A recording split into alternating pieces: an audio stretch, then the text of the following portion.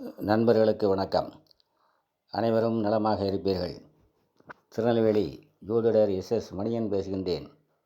எனது ஜோதிட ஆசானும் எனது தந்தையுமாகிய கோயில்பட்டி திரு கே சங்கரன்பிள்ளை அவர்களையும், ஜோதிட மாமேதை ஜோதிட கலையரசு ஐயா ஆதித்ய குருஜி அவர்களையும் வணங்கிக் கொண்டு இப்போது புஷ்கர நவாம்சம் என்பதை பார்க்கலாம்.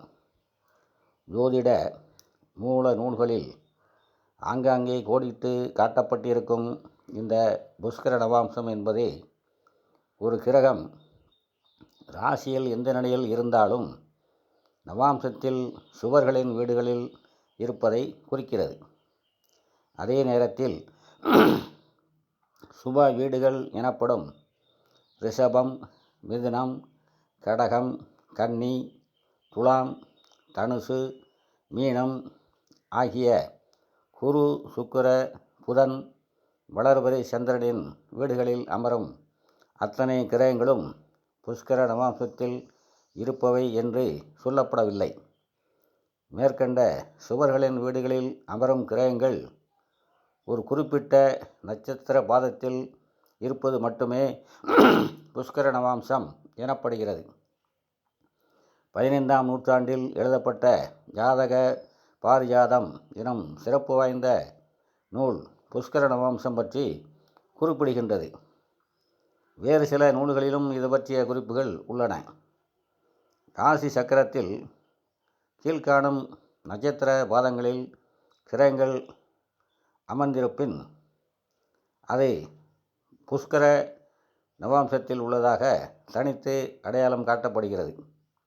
அதாவது பரணி 3, கிருத்திகை 1, கிருத்திகை 4, ரோகிணி 2, திருவாதிரை 4, புனர்பூசம் 2, புனர்பூசம் 4, பூசம் 2, பூரம் 3, உத்திரம் 1, உத்திரம் 4, அஸ்தம் 2, சுவாதி 4, விசாகம் 2, விசாகம் 4, அனுசம் 2, பூராடம் 3, உத்திராடம் 1, உத்திராடம் 4, திருவோணம் 2, சதயம் 4, பூரட்டாதி 2, பூரட்டாதி 4, உத்திரட்டாதி 2 ஆகிய நட்சத்திர பாதங்களே புஷ்கர நவாம்ச பாதங்கள் என்று குறிப்பிடப்படுகின்றன. இந்த நட்சத்திர பாதங்கள் முறையே சூரியன், சந்திரன், குரு, சுக்கிரன், சனி, ராகு ஆகிய 6 கிரகங்களை மட்டும் உள்ளடக்கியவை. செவ்வாய், புதன், கேது ஆகிய 3 கிரகங்களை குறிக்கும் நட்சத்திரங்களில் புஷ்கர நவாம்ச பாதங்கள் அமைவதில்லை. இதை சுருக்கமாக வேறு வழியில் சொல்லப்போனால், சூரியனின் கிருத்திகை, உத்திரம், உத்திராடம் ஆகிய 3 நட்சத்திரங்களில் முதல் மற்றும் 4ஆம் பாதங்களும், சந்திரனின் ரோகிணி, ஹஸ்தம், திருவோணம் ஆகியவற்றின் 2ஆம் பாதமும், குருவின் புனர்பூசம், விசாகம், புரட்டாதியின் 2, 4ஆம் பாதங்களும், சுக்கிரனின் பரணி, பூரம், பூராடத்தின் 3ஆம் பாதமும், சனியின் பூசம், அனுசம், உத்திரட்டாதியின் 2ஆம் பாதமும், ராகுவின் திருவாதிரை, சுவாதி, சதயத்தின் 4ஆம் பாதமும் புஷ்கர நவாம்சம் எனப்படும். 360 டிகிரிகளை கொண்ட வான்வெளியில் ஜோதிட ராசி சக்கரம் 30 டிகிரி கொண்ட தலா 12 வீடுகளாக கற்பனை கோடுகளால் பிரிக்கப்பட்டு இருக்கின்றது அனைவரும் அறிந்த விஷயம்தான். இந்த 12ஐ தவிர்த்து 120, 90 டிகிரிகள் என்ற அளவில் 4 மற்றும் 3 சமபங்கு அளவில் ராசி சக்கரம் பிரிக்கப்படுவதே கேந்திர கோணங்கள் என்று சொல்லப்பட்டன. கேந்திர கோணங்கள் எனப்படுபவை ஒளி பிரதிபலிப்பு மையங்கள் ஆகும். சந்திரகேந்திரம் ஏன் சிறப்பாக சொல்லப்படுகிறது என்பதை ஒருமுறை நீச்சபங்க ராஜயோக வீடியோவில் சொல்லப்பட்டிருக்கிறது. அனைத்து கேந்திர கோணங்களின் சமமான நேர்கோட்டு ஒவ்வொரு முறையும் சிறப்பானதாகும். அதாவது கேந்திரங்களின் ஒவ்வொரு சமமான நேர்கோட்டு 4 முனைகளும் திரிகோணங்களின் சமமான நேர்கோட்டு 3 முனைகளும் ஏதாவது ஒரு வகையில் தனித்துவமாகவே அமையும். புஷ்கர நவாம்ச பாதங்கள் இதுபோன்ற ஒரு கோணங்களின் முனையாக அமையும். கால புருஷனின் முதல் ராசியான மேசம் மற்றும் அதன் திரிகோணங்களான 5 கூடிய சிம்மம், 9 கூடிய தனுசு ஆகிய 3 நெருப்பு ராசிகளின் 7 மற்றும் 9ஆம் பாதங்கள் புஷ்கர நவம்சமாகும். ராசி சக்கரத்தின் 2வது வீடான ரிஷபத்தில் தொடங்கி அதன் 5, 9ஆம் வீடுகளான நிலத்தத்துவ கன்னி மகர ராசிகளின் 3 மற்றும் 5வது பாதங்கள் புஷ்கர நவாம்சமாகும். திரிகோண காற்று ராசிகளான மிதுனம், துலாம், கும்பம் வீடுகளின் 6 மற்றும் 8வது பாதங்கள் புஷ்கர நவாம்சமாகவும், நீர் ராசியான கடகத்தில் தொடங்கும் நீர் திரிகோண வீடுகளான கடகம், விருச்சகம், மீனம் ஆகியவற்றின் 1 மற்றும் 3வது பாதங்கள் புஷ்கர நவாம்சமாகவும் அமையும். மேலே சொன்ன கேந்திர கோணங்களின் எந்த ஒரு 90 மற்றும் 120 டிகிரி கோண முனைகளில் ஒளிக்கிரகங்கள் இணைந்தோ அல்லது பார்த்து கொண்டோ இருக்கும்போது சிறப்பான யோகங்கள் உருவாகின்றன. இணையும் அல்லது பார்க்கும் கிரகங்களின் ஒளித்திறனுக்கு ஏற்ப அந்த குறிப்பிட்ட சமயத்தில் பிறக்கும் ஒருவர் பூமியில் சகல பாக்கியங்களும் அனுபவிக்கின்றார்.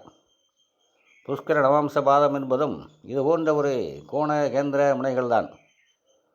ஒளி பிரதிபலிப்பு முனைகளில் அதிக ஒளித்திறனுடன் கிரகங்கள் அமர்ந்து பாவக்கிரகங்களால் தனது சுய ஒளியை இழக்காத நிலையில் ஒருவர் பிறக்கும் நேரத்தில் அமையும் லக்கணத்தின்படியும் மேற்குறிப்பிட்ட ஒளிநிலை சிறப்பானதாக அமையுமானால் அவ்வமைப்பு நல்ல யோகங்களையும் தன லாபங்களையும் அதிகாரத்தையும் தரும்.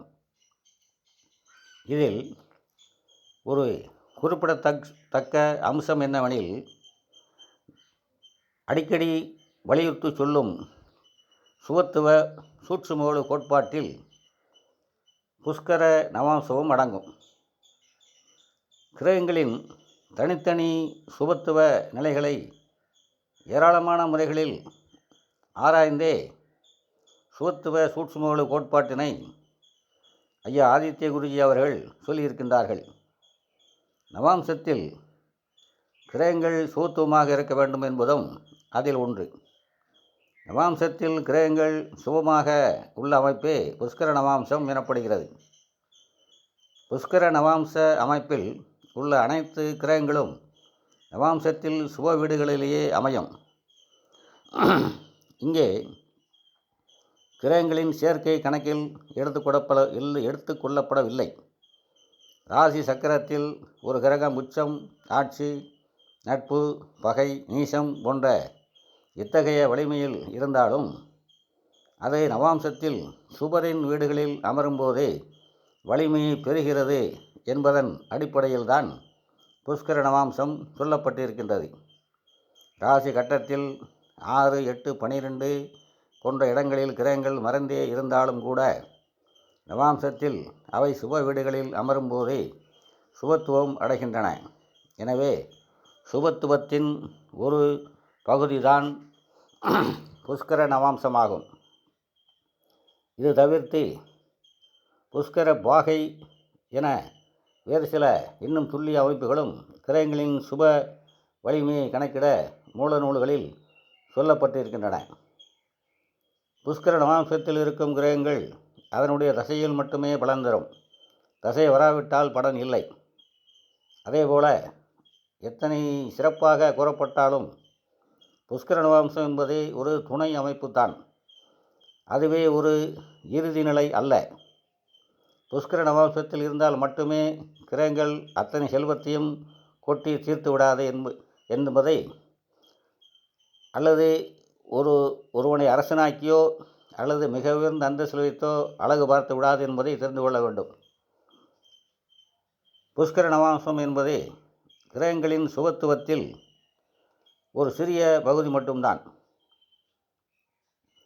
இந்த பதிவை கேட்டுவிட்டு, இந்த கிரகம் எனக்கு புஷ்கர நவாம்சத்தில் இருக்கிறது, ஆனால் அதனுடைய தசையில் எனக்கு நன்மைகள் கிடைக்கவில்லையே என்று நீங்கள் கேட்பீர்களேயானால், ஜோதிடத்தில் இன்னும் சில ஆழமான விஷயங்களை நீங்கள் உணரவில்லை என்றுதான் அர்த்தம்.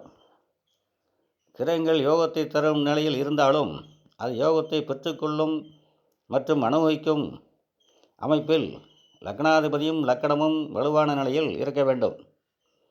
புஷ்கர நவாம்சத்தில் இருக்கும் கிரகங்கள் அந்த லக்கணத்திற்கு சுப கிரகங்களாக அமைவதே சிறப்பு. குறிப்பாக லக்னாதிபதி மற்றும் கேந்திர கோணாதிபதிகள் எனப்படும் 4, 5, 9, 10 ஆகிய லக்கண சுபர்கள் புஷ்கர நவாம்சத்தில் இருப்பதும், அந்த கிரகங்களின் தசை நல்ல பருவத்தில் வருவதும் ஒரு மனிதனை ஏதேனும் ஒரு துறையில் உச்சத்திற்கு கொண்டு செல்லும்.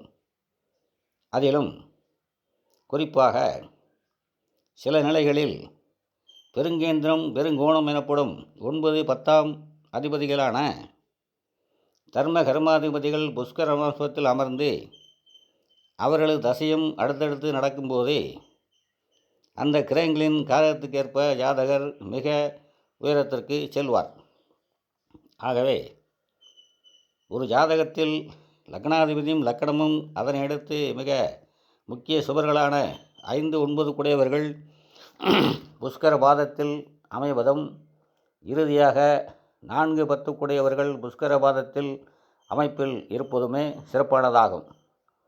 இது தவிர்த்து ஒரு லக்கணத்தின் அவயோக கிரகங்கள் என்று சொல்லப்படும் 6, 8, 12 குடையவர்கள் புஷ்கர பாதத்தில் சுபத்துவமாக இருந்தால் தங்களது ஆதிபத்திய காரகத்துவ கெடுதல்களை குறைத்து கொண்டு 6, 8, 12ஆம் பாவங்களுக்குரிய சுப விஷயங்களை செய்வார்கள். அதேபோல தங்களுடைய காரகத்துவங்களிலும் கெட்ட காரகத்துவங்களை குறைத்து கொண்டு நல்ல காரகத்துவங்களை செய்வார்கள். ஆகவே புஷ்கர நவாம்சத்தின் இன்னொரு பகுதியும் புரிந்து கொள்ள வேண்டியது அவசியமாகிறது. சுபத்துவம் என்பது ஒரு மனிதனுக்கு எந்த ஒரு நிலையிலும் நல்ல விஷயங்களை தருவதற்கு மட்டுமே. ஒரு பாவகமோ அல்லது ஒரு கிரகமோ ஒருவருக்கு நல்ல கெட்ட 2 விஷயங்களும் தருவதற்கே இருக்கின்றன. உதாரணமாக 6ஆம் பாவகம்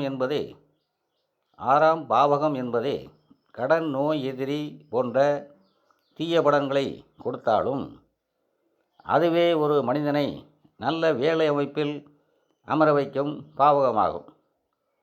அதே நேரத்தில் 6ஆம் அதிபதியும் 6ஆம் பாகவமும் புஷ்கர நவாம்ச அமைப்பிலோ அல்லது சுபத்துவ சூட்சும வலு கோட்பாட்டின்படி வேறு விதமான சுகமான அமைப்பில் இருக்கும்போதோ கடன் நோய்களை தராமல் ஜாதகரை ஒரு நிரந்தரமான நல்ல வேலையில் அமர்த்தி அவருக்கு வாழ்நாள் முழுக்க ஒரு வருமானத்தை ஏற்படுத்தி தருவார்கள்.